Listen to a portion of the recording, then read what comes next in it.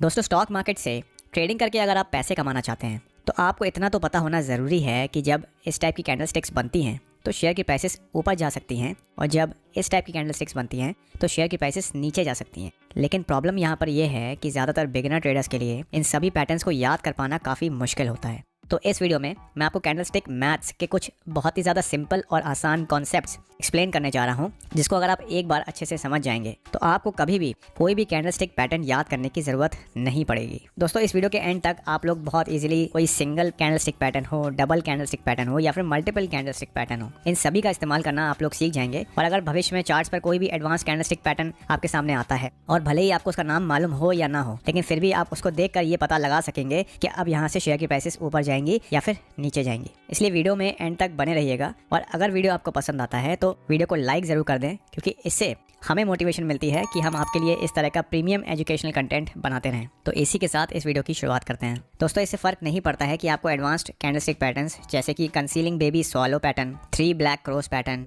या फिर unique 3 river जैसे पैटर्न्स के बारे में आपको पता है या नहीं। फ़र्क इससे पड़ता है कि आपको इन कैंडलस्टिक्स पैटर्न्स के पीछे का जो बेसिक साइकोलॉजी है, जो उसका मीनिंग है, वो आपको समझ में आता है या फिर नहीं। किसी भी एक कैंडलस्टिक में हमें सिर्फ ये 4 चीज़ें ही देखने को मिलती हैं। सबसे पहले opening price, closing price, high price और लो प्राइस। एक ग्रीन बाइंग कैंडल में प्राइसेस बॉडी के बॉटम पर ओपन होकर बॉडी के टॉप पर क्लोज होती हैं, क्योंकि वो बाइंग को रिप्रेजेंट कर रही है, इसलिए प्राइसेस नीचे से ओपन होकर ऊपर की तरफ क्लोज होती हैं। और इसी तरीके से एक रेड बेरिश या फिर सेलिंग कैंडल में प्राइसेस बॉडी के टॉप से ओपन होकर बॉडी के बॉटम पर क्लोज होती हैं, क्योंकि ये जो कैंडल है दोस्तों, ये सेलिंग यानी प्राइसेस में गिरावट को रिप्रेजेंट करती है। इन दोनों ही तरह की जो कैंडलस्टिक्स में दोस्तों जो अपर और लोअर विक्स होते हैं वो सेम तरीके से काम करते हैं। मतलब ये हमें उस कैंडल के फॉर्मेशन के दौरान जो भी उस सेशन में हाईएस्ट और लोएस्ट प्राइसेस थी उसके बारे में बताते हैं। एक बार आपने जो कैंडलस्टिक्स के पीछे का जो बेसिक मीनिंग है वो आपको अच्छे से समझ में आ गया, उसके बाद आपको इन 5 एलिमेंट्स की जानकारी होने की जरूरत है और उसके बाद आप किसी भी कैंडलस्टिक पैटर्न को बिना याद करे आप उसका इस्तेमाल कर सकते हैं। सबसे पहला जो एलिमेंट है उसका नाम होता है size of the body of a candle.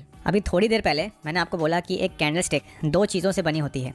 पहली होती है उसकी बॉडी और दूसरी जो हम उसके ऊपर नीचे थिन लाइन देखते हैं, जिसे हम लोग विक या फिर शैडो बुलाते हैं। अब कैंडल की बॉडी हमें किसी शेयर में स्ट्रेंथ और मोमेंटम के बारे में बताती है। उदाहरण के तौर पर मान लेते हैं कि XYZ कंपनी का शेयर 10 रुपए से ओपन हुआ, 8 रुपए का उसने लो बनाया, 55 रुपए का उसने फिर हाई बनाया और अंत में 50 रुपए के प्राइसेस पे वो जाकर क्लोज हुआ। तो यहाँ एक बड़ी बॉडी वाली ग्रीन कैंडल फॉर्म हो जाएगी, क्योंकि जो क्लोजिंग प्राइस है वो ओपनिंग प्राइस से काफी ऊपर है, यानी ज्यादा है। तो यहाँ पर हम कह सकते हैं कि जो XYZ कंपनी का शेयर है, यहाँ पर बायर्स की पकड़ काफी ज्यादा मजबूत देखने को मिल रही है। इसी तरीके से मान लीजिए अगर XYZ का शेयर 50 रुपए से ओपन होता, पहले 55 रुपए का एक हाई बनाता, उसके बाद 8 रुपए का एक लो बनाकर 10 रुपए की प्राइसेस पर क्लोज हो जाता, तो यहाँ पर एक बड़ी रेड कैंडल फॉर्म हो जाती, क्योंकि शेयर की जो क्लोजिंग प्राइस है उसकी ओपनिंग प्राइस से काफी नीचे है, यानी कम है। तो इस सिचुएशन में हम कह सकते हैं कि यहाँ XYZ के शेयर में हमें एक स्ट्रॉन्ग बेरिश मोमेंटम देखने को मिल रहा है। अब कैंडलस्टिक पैटर्न्स के बारे में जो दूसरा इंपॉर्टेंट एलिमेंट है वो है लेंथ ऑफ द विक्स। मतलब दोस्तों, किसी कैंडल के ऊपर और नीचे जो पतली लाइंस हमें देखने को मिलती हैं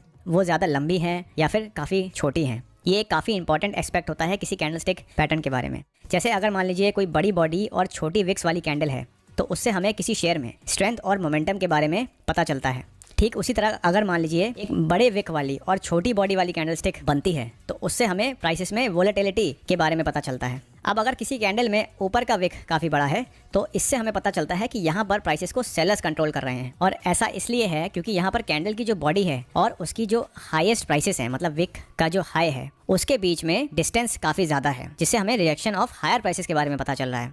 और वहीं अगर मान लीजिए किसी कैंडल में नीचे का विक काफ़ी लंबा है तो इससे हमें पता चलता है कि यहाँ पर प्राइसेस को बायर्स ने कंट्रोल करा, क्योंकि यहाँ पर कैंडल की जो लोअर विक है या फिर जो लो प्राइसेस हैं और जो उसकी बॉडी है उसके बीच में डिस्टेंस काफ़ी ज़्यादा है। तो इससे हमें यहाँ पर रिजेक्शन ऑफ लोअर प्राइसेस के बारे में पता चलता है। अब जो हमारा थर्ड इंपॉर्टेंट एलिमेंट है वो होता है ratio between wicks and bodies. दोस्तों, पहले हमने बात करी कि एक बड़ी बॉडी वाली कैंडल हमें किसी शेयर में स्ट्रॉन्ग बुलिश या फिर बेरिश मोमेंटम के बारे में बता रही होती है, और उसके बाद मैंने आपको बताया कि एक बड़े विक वाली कैंडल हमें स्टॉक में प्राइसेस को बायर कंट्रोल कर रहे हैं या फिर सेलर कंट्रोल कर रहे हैं, इसके बारे में बताती है। अब एक और जो इंपॉर्टेंट यहाँ पर कॉन्सेप्ट है या एलिमेंट है वो ये है कि कैंडल स्टिक की जो बॉडी है वो इसके विक्स के कंपैरिजन में कहाँ पर फॉर्म हुई है, ये भी एक काफ़ी इंपॉर्टेंट पहलू होता है। अगर मान लीजिए कोई कैंडलस्टिक का ऊपर और नीचे दोनों विक काफ़ी बड़े हैं और बॉडी सेंटर या फिर मिडिल में प्लेस्ड है, तो इससे हमें इनडिसीजन यानी अनिर्णय के बारे में पता चलता है। इससे हमें ये पता चलता है कि यहाँ पर इस वक्त मार्केट पार्टिसिपेंट्स ये डिसाइड नहीं कर पा रहे हैं कि यहाँ से शेयर की प्राइसेस ऊपर जानी चाहिए या फिर नीचे।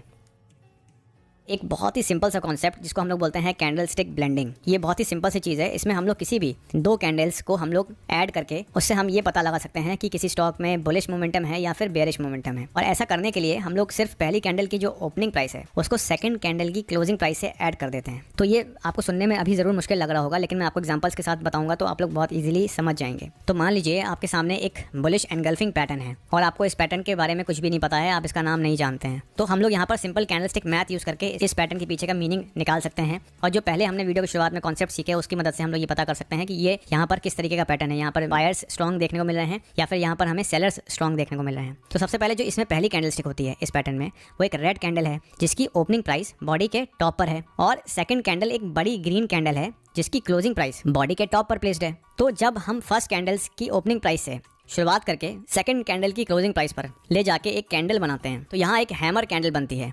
विक्स बनाने के लिए जो भी दो कैंडल्स हम लोग यूज कर रहे हैं उनका जो भी हाईएस्ट और लोएस्ट विक्स है उसको हम लोग एज इट इज मार्क कर देंगे। तो यहाँ पर आप देखेंगे कि यहाँ पर जब हमने एक बुलिश एनगल्फिंग पैटर्न को ब्लेंड करा, मतलब हमने इसको ऐड करा, तो यहाँ पर एक हैमर पैटर्न बन के आया जिसमें नीचे की तरफ काफी लंबा विक है। और मैंने आपको क्या बताया था कि नीचे की तरफ अगर लंबा विक होता है तो इससे हमें रिजेक्शन ऑफ लोअर प्राइसेस के बारे में पता चलता है। तो यहाँ पर बिना इस पैटर्न का नाम जाने हमने कैंडलस्टिक को ऐड करके ये पता लगा लिया कि यहाँ पर बायर्स स्ट्रॉन्ग देखने को मिल रहे हैं। इसी प्रकार मान लीजिए एक काफ़ी इंपॉर्टेंट कैंडलस्टिक पैटर्न होता है जिसका नाम होता है 3 वाइट सोल्जर पैटर्न। तो इसमें हमें 3 ग्रीन कैंडल्स देखने को मिलती हैं। अब यहाँ पर अगर मान लीजिए हमें इस पैटर्न का भी नाम नहीं मालूम है तो हमने सिंपली जो पहली कैंडलस्टिक है उसकी ओपनिंग प्राइस से शुरुआत करी और जो इस पैटर्न की आखिरी यानी तीसरी कैंडल है उसकी क्लोजिंग प्राइस तक ले जाके हमने जब एक कैंडलस्टिक की बॉडी बनाई तो यहाँ पर एक लार्ज बॉडी वाली ग्रीन मोमेंटम कैंडल फॉर्म हो गई। अब इससे हमें बिना पैटर्न का नाम जाने ये पता लग गया कि स्टॉक में स्ट्रॉन्ग बुलिश मोमेंटम देखने को मिल रहा है। अब दोस्तों अगर इस कॉन्सेप्ट को यूज करके आप लोग किसी भी एडवांस कैंडलस्टिक पैटर्न को ऐड करते हैं, फॉर एग्जांपल एक बेरिश एनगल्फिंग पैटर्न को ऐड करने पर आपके पास एक शूटिंग स्टार पैटर्न बनता है। उसी तरीके से 3 वाइट सोल्जर से एक बुलिश मारूबोजू कैंडल बनती है। अगर 3 ब्लैक क्रॉस पैटर्न को आप ऐड करते हैं तो उससे एक बेरिश मारूबोजू कैंडल बनती है। पियर्सिंग लाइन पैटर्न को अगर आप ऐड करोगे तो एक इन्वर्टेड हैमर कैंडल बनेगी। अगर एक डार्क क्लाउड कवर पैटर्न को आप लोग ऐड करते हो तो वहाँ पर एक शूटिंग स्टार पैटर्न बनता है। तो वीडियो की शुरुआत में मैंने आपके साथ जो 4 एलिमेंट्स शेयर करे उसकी मदद से प्लस जो कैंडलस्टिक ब्लेंडिंग का ये कॉन्सेप्ट है,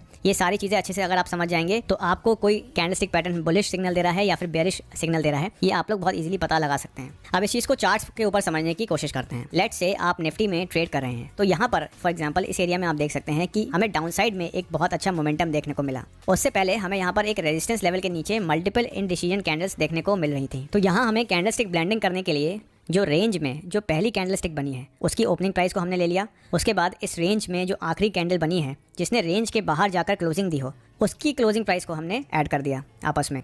उसके बाद रेंज में जिस भी कैंडल की हाईएस्ट और लोएस्ट विक्स हैं उन विक्स को हमने यूज करके अपनी कैंडलस्टिक की बॉडी और विक्स दोनों ड्रॉ कर लिए। तो यहाँ पर हमारे पास एक शूटिंग स्टार कैंडल आ गई जो कि एक बेयरिश रिवर्सल कैंडल मानी जाती है क्योंकि इसमें अपर विक कैंडल का ऊपर का विक काफी बड़ा है जो कि रिजेक्शन ऑफ हायर प्राइसेस के बारे में बता रहा है। तो आप देख सकते हैं कि किस तरह एक बड़ी गिरावट आने से पहले हमने कैंडलस्टिक ब्लेंडिंग की मदद से ये पता लगा लिया कि निफ्टी में एक डाउनसाइड में बड़ा मूव आ सकता है। इसके अलावा हमारे पास एक और कंफर्मेशन थी यहाँ पर, जैसे कि निफ्टी अपने एक इंपॉर्टेंट रेजिस्टेंस लेवल के नीचे ट्रेड कर रहा था। दोस्तों स्टॉक मार्केट में ट्रेडिंग में किसी भी चीज़ की 100% श्योरिटी कभी भी नहीं होती है, इसीलिए किसी भी तरह के सेटअप या फिर स्ट्रैटेजी को यूज़ करने से पहले आप उसे हमेशा बैक टेस्ट करिए और हमेशा मल्टीपल कंफर्मेशंस का इस्तेमाल करिए और स्टॉप लॉसेस का इस्तेमाल करना भी कभी